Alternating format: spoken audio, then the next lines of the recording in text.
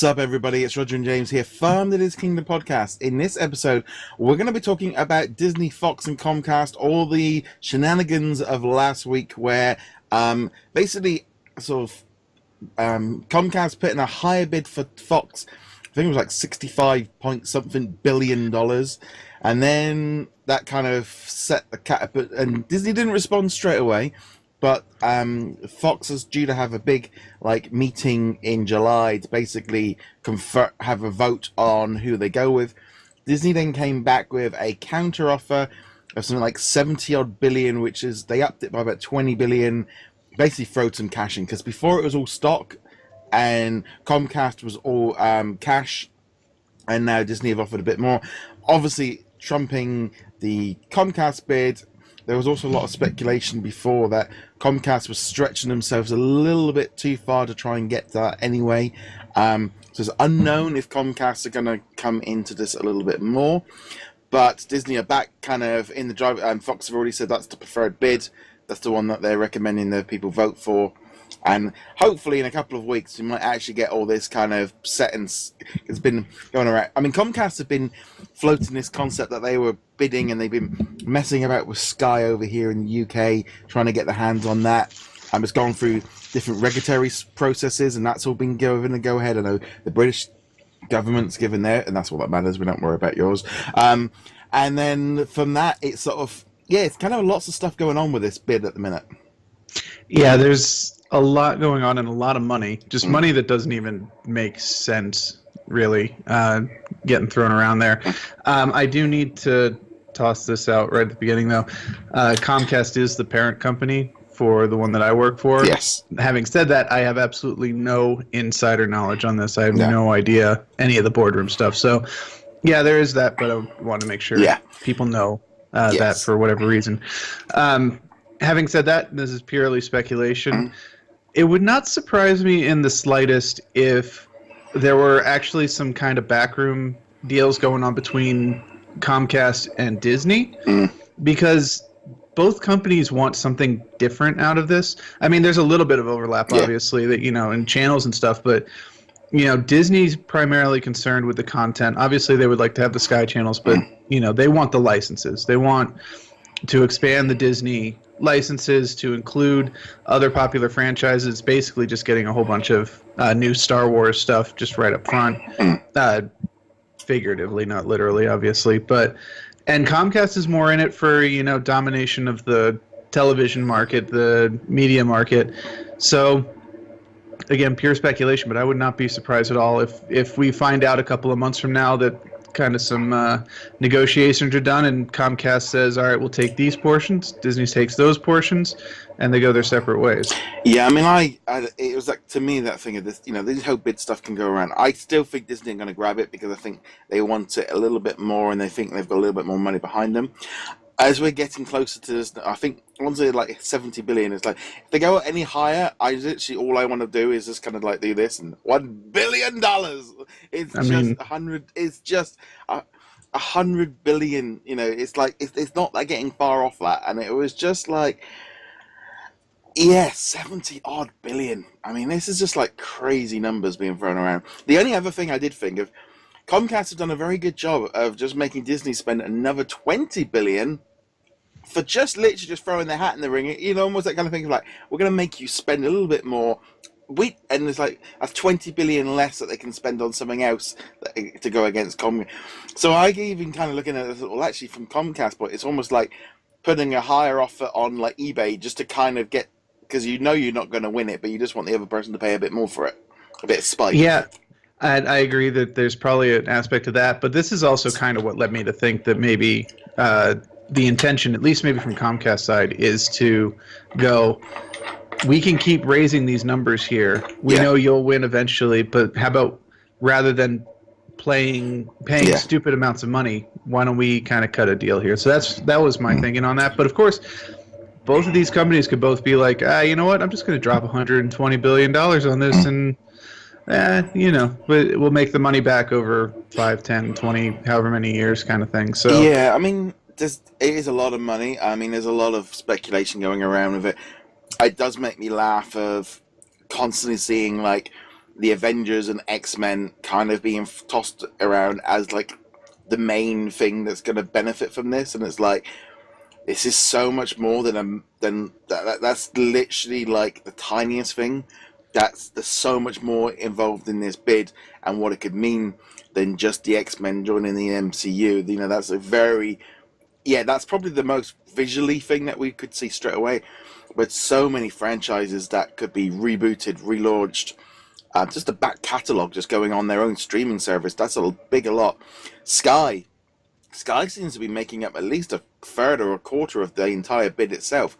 I don't know quite what the Americans are seeing, and you know, as I've said before, you know, we're all looking at Sky over here as something that's like diminishing rather than getting bigger. And the same thing with you, like with television. Television's changing, and it seems odd that they're investing so heavily in television when the rest of the world is kind of retracting from television.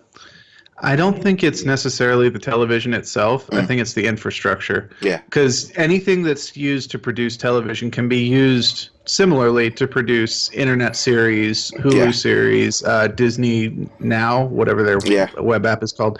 So I agree the television market is kind of, it's not dying, not yet, but it's definitely contracting. And there will be a point when television as we know it now is not going to be around anymore. It'll evolve. It'll turn into something else. That's a long way down the road. But still, the companies need to start thinking about it now. And that's true for both Comcast and Disney and Fox, for that matter. But I don't think the actual ownership of the Sky channels, you know, getting Sky 1, 2, 3, etc., and being like, it's a Disney channel now. We're going to have Star Wars Rebels playing 24/7 on Sky 2 or whatever. I don't think that's actually part of the thing. And kind of getting back to one of the points you raised also, which is that the money involved in this is so stupidly large. Like, it's inconceivable, which is not actually a word, but I wanted to use it anyway because it's a fun thing to say. It's such a large number that, it makes the Avengers look absolutely tiny. The X-Men look tiny. There is no single part of this deal which is like, that is the primary motivating factor right there. Yeah. There is a thing, if they can make Infinity War about 50 times over, they can pay for Fox. That's basically all they need to do. Well, yeah, sure. But that's the other thing about it is, you know, the movies are the visual side of the studio. They're the part that we see, and so that's what we naturally gravitate towards as like the important part. That's why people think that X-Men and Fantastic Four are driving this, and they're really not. The actual movies themselves, with the exception of something like Infinity War, which makes $2 billion at the box office.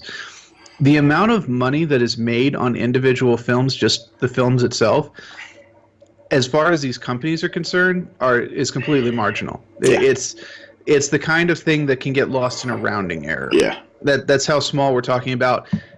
And obviously to us, to any regular normal person, we're talking about hundreds of millions of dollars, and that's not small. Yeah. But for a company like Comcast or Fox or Disney, it's nothing. Because this is the thing as well. I mean, it's going to be big. I'm hoping within a few weeks' time, you know, once we hit July next week, or by the end of the week, really, this all goes through. This can get sorted out because Disney and Fox have been kind of preparing for this for the last 6 weeks. I mean, they've been dealing with this for a while and getting ready for it, making sure everything will go through. I think once the vote goes ahead, we're going to see things speed up a little bit.